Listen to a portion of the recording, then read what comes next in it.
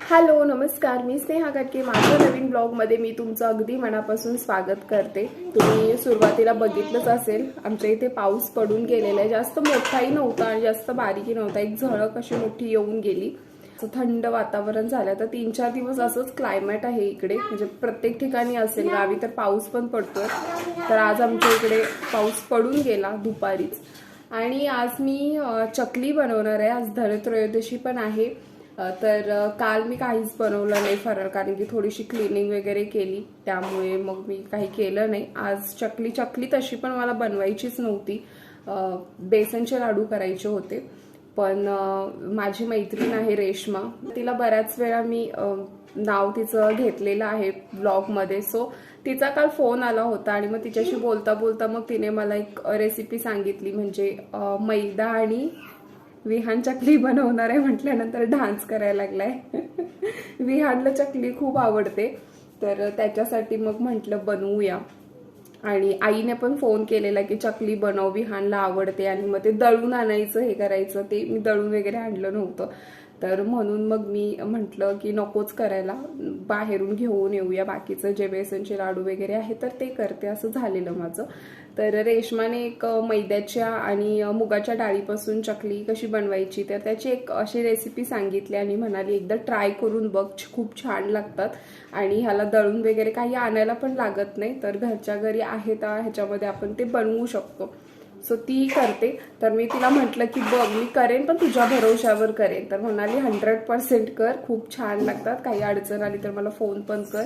तर असं झालं. म्हणून मग म्हटलं एकदा ट्राय करून बघूया, कारण की त्याला काही असं दळून आणायचं काहीच नाहीये. मैदा तर आहे, मुगाची डाळ पण घरात असते आणि इतर गोष्टी ज्या लागणाऱ्या आहेत त्या तशा पण घरात आहेतच. म्हणून मग म्हटलं काहीतरी वेगळं ट्राय करून बघूया. तर आता आज मी बनवणार आहे चकली. सो चला आता व्लॉगला सुरुवात करू. बघूया, ह्या चकल्या मी पहिल्यांदा बनवते आणि बघूया कशा होतात. ह्या वाटीच्या मापाने मी करणार आहे.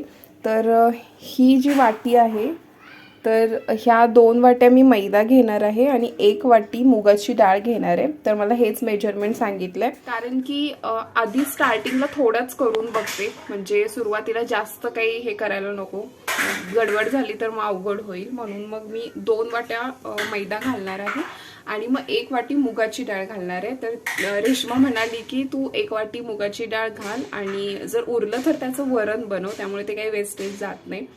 म्हणून मग मी 1 वाटी घालते आणि 2 वाटी मैदा घालते. हे एक सुती कापड, स्वच्छ असं सुती कापड घेतलेलं आहे, त्याच्यामध्ये मी हे 2 वाटी मैदा घालून घेते. आता ह्याची गाठ मारून घ्यायची आहे.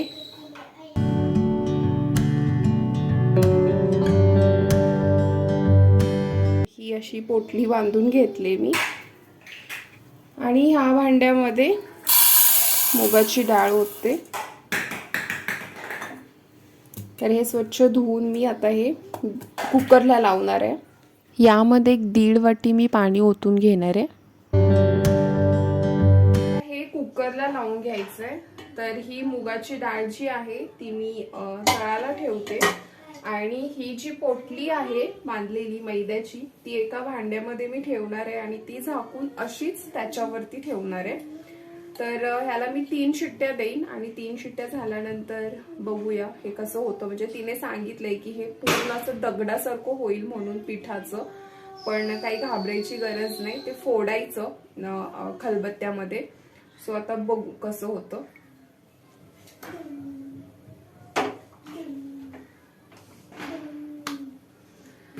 आता कुकर तरी लावलेला आहे. आता 3 शिट्ट्या झाल्यानंतर मग बघूया कसं काय होतं. आणि पहिल्यांदा आपण एखादी गोष्ट कुठली तरी करायला गेलो तर एक्साइटमेंट तर असतेच की कसं होईल, काय होईल. पण कधी कधी एखादी गोष्ट छान होते सुद्धा, पण कधी कधी ना खूप गडबड होऊन जाते, म्हणजे काही ना काहीतरी त्याच्यामध्ये चुकतं.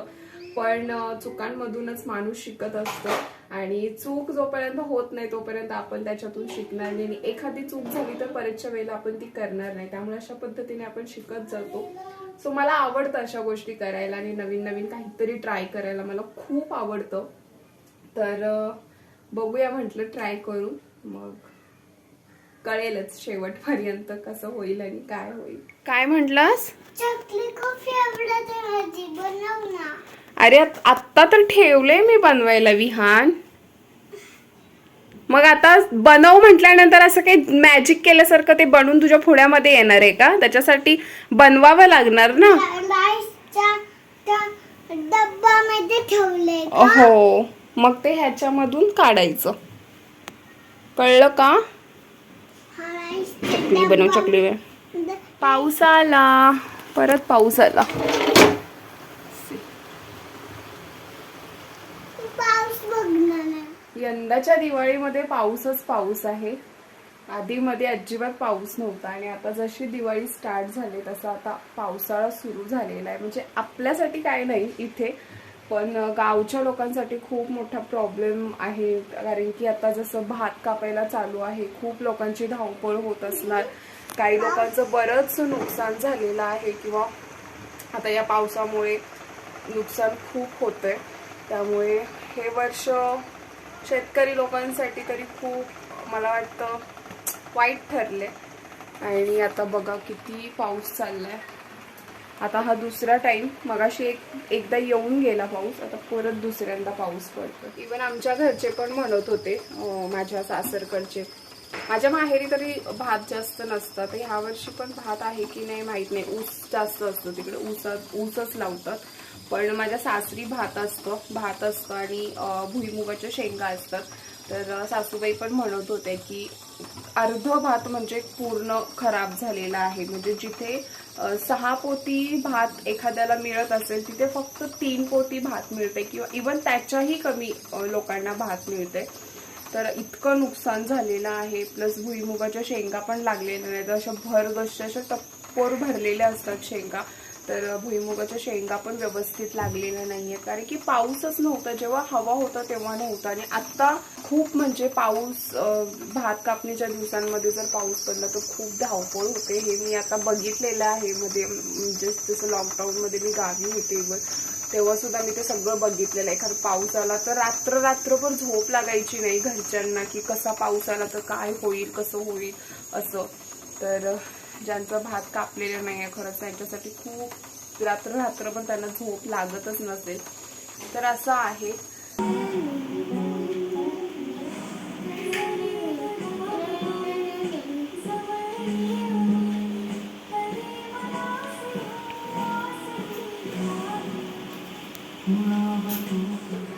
तर आता तुम्हाला जी क्लिप दाखवली, प्रेमाची गोष्ट सिरियल आहे, तर ती पाहायचं वेळ लागले मला.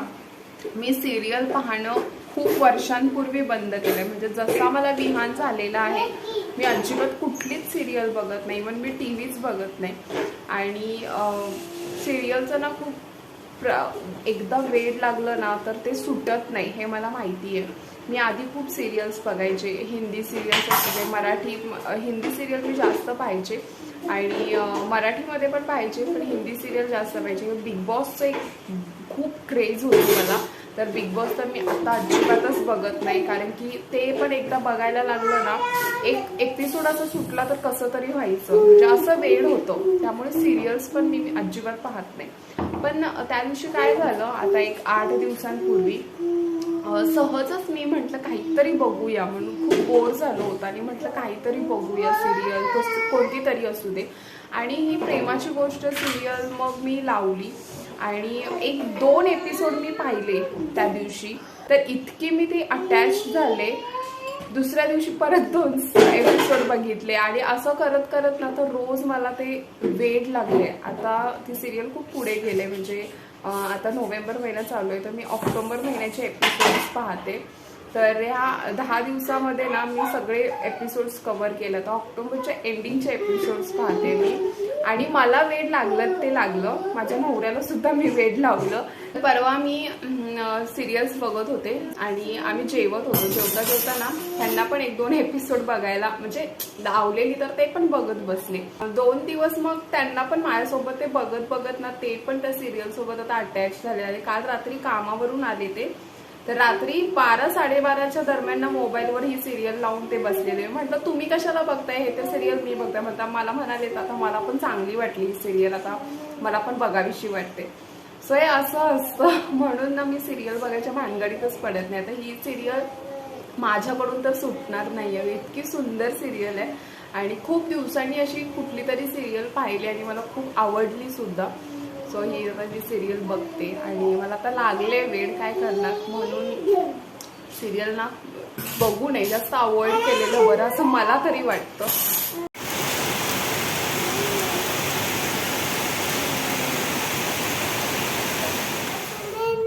अरे किती गडगडतय, मी घाबरले पिल्लू. हा मी पण घाबरलो. मी लेनिनला घाबरतो मामा.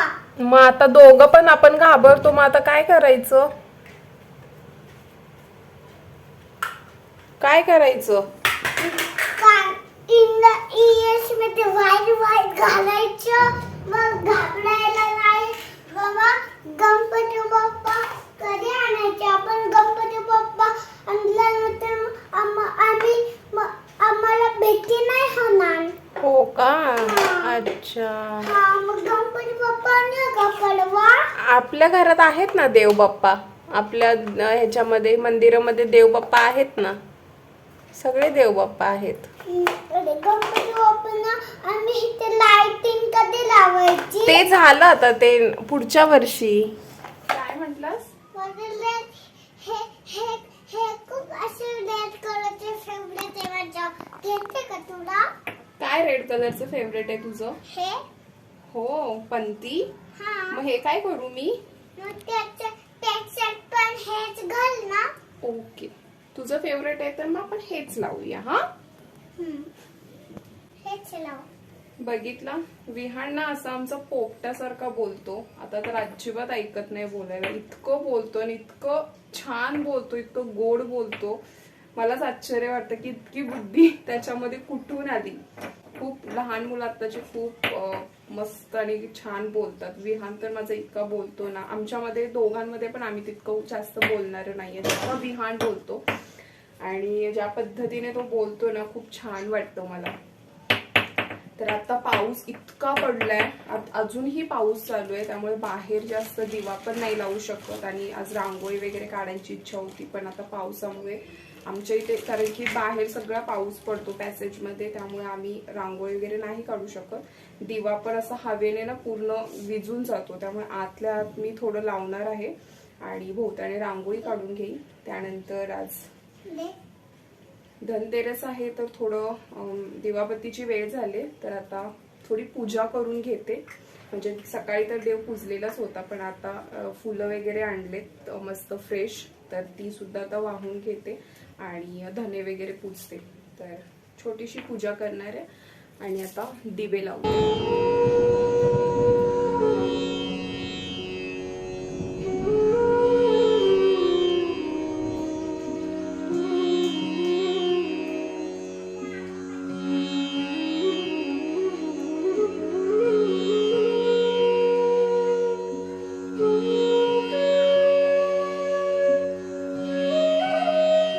काय शोना? सुंदर दिसते रांगोळी. पक्का? माझं सोनं. केवढी छोटीशी रांगोळी काढली मम्माने, तरी पण म्हणतो खूप सुंदर दिसते. ती पंती काही राहणार नाही, विझेल. आणि ही इथे लावले बाहेर पूर्ण. आणि तिथे देवा सत्य बुद्धी विनाशाय.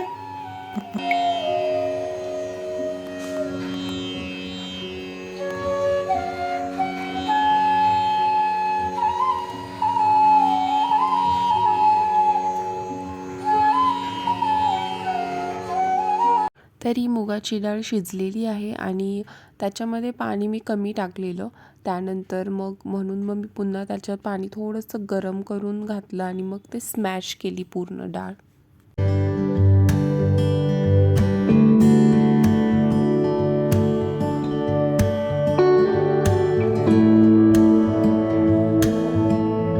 आता ही मैदा बांधून घेतलेली जी पोटली होती ती आता उघडून बघते कशी झाली.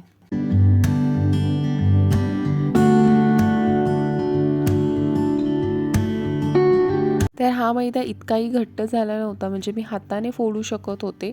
तर तो व्यवस्थित मिक्स करून घेतला, कारण की तो थोडंसं घट्ट झालेला आहे. त्यामुळे त्याच्या गुठळ्या पूर्ण त्या फोडणं गरजेचं आहे. त्यामुळे त्या सगळ्या फोडून घेत होते मी. तर हा मैदा व्यवस्थित मी फोडून घेतलेला आहे. आता मी याच्यामध्ये मसाले ॲड करते. तर पहिला मीठ घातलं, त्यानंतर लाल तिखट, हळद चिमूटभर घातलेला आहे, तीळ घालून घेते, थोडेसे जिरेसुद्धा घालून घेते. त्यानंतर मध्ये ओवा घालणार आहे थोडासा. त्यानंतर सगळ्यात शेवटी याच्यामध्ये लसूणची पेस्ट केलेली होती, तर तीसुद्धा मी घालून घेते. आणि आता हे व्यवस्थित सगळं मिक्स करून घ्यायचं आहे. तर आता मुगाची डाळ थोडी थोडी घेऊन हे पीठ मळायचं आहे. त्याच्यामध्ये कुठल्याही प्रकारचं पाणी घालायचं नाही आहे. ह्या मुगाच्या डाळीमध्येच हे पीठ मळून घ्यायचं आहे. आणि मुगाची डाळ शिजवताना सुद्धा अगदी थोडंसं पाणी ओतायचं आहे, म्हणजे नंतर जसं मी गरम पाणी ओतून डाळ थोडी स्मॅश केली त्या पद्धतीने आपण करू शकतो. जास्त पातळ झाली की मग ते जास्त पाणी पाणी होऊन जाईल. तर जितकं घट्ट असेल तितकं चांगलं असतं, आणि त्याच्यामध्येच आपल्याला हे पूर्ण पीठ मळून घ्यायचं आहे. आणि मुगाची डाळ थोडी थोडी करून घ्यायची आहे, म्हणजे एकदम त्याच्यामध्ये ओतायची नाही. आपल्याला पिठामध्ये मिळताना जितकं लागेल तितकंच घ्यायची आहे.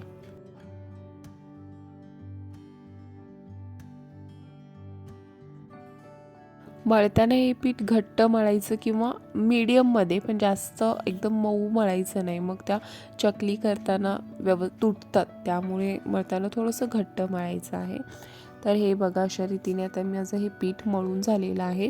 तर आता मी चकली बनवायला घेते. तर त्यातलं थोडंसं मी मळून मी चकली बनवायला घेतली.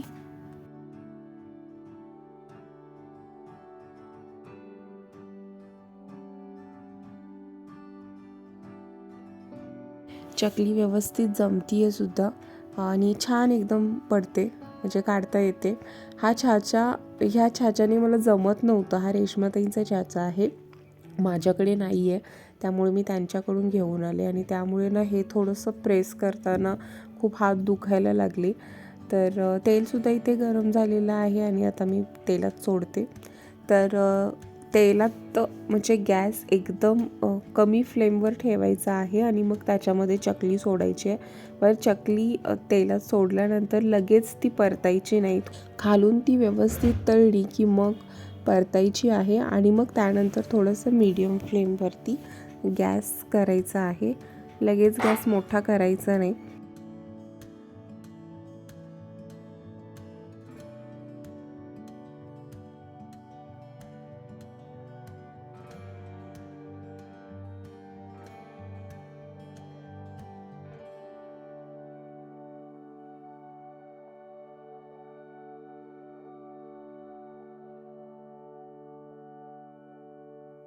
तर आता या चकली तळून झालेल्या आहेत. तर आता या बाहेर काढून घेते, आणि मग दुसऱ्या चकली बनवायला घेते. छान अशा तळलेल्या आहेत.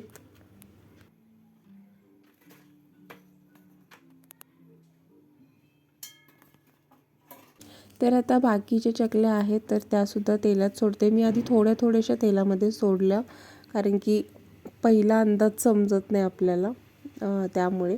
आणि आता बाकीच्या ज्या चकल्या आहेत त्या सगळ्या बनवून घेते, आणि मग त्यानंतर आपण भेटू.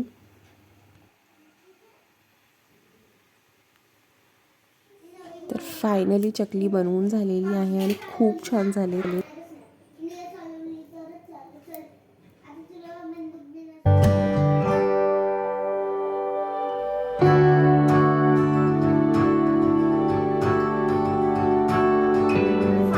चकली बनवून झालेल्या आहेत. तर ह्या बघा, खूप मस्त चकल्या झालेल्या आहेत. जसं तुम्हाला दाखवलं, खूप कुरकुरीत आणि मस्त. तर मला बनवताना पहिला खूप टेन्शन आलेलं की कसं होईल आणि काय होईल, पण एवढ्या भारी चकल्या झालेल्या आहेत. म्हणजे पहिल्यांदा माझ्या हातून अशा मस्त अशा चकल्या झालेल्या. त्याआधी कधीही माझ्या अशा चकल्या झाल्या नव्हत्या आणि ह्याचं क्रेडिट मी माझी मैत्रीण रेश्मालाच देते. तिने 2-3 वेळा व्हिडिओ कॉल सुद्धा केला की कसं झालंय आणि काय झालंय विचारायला.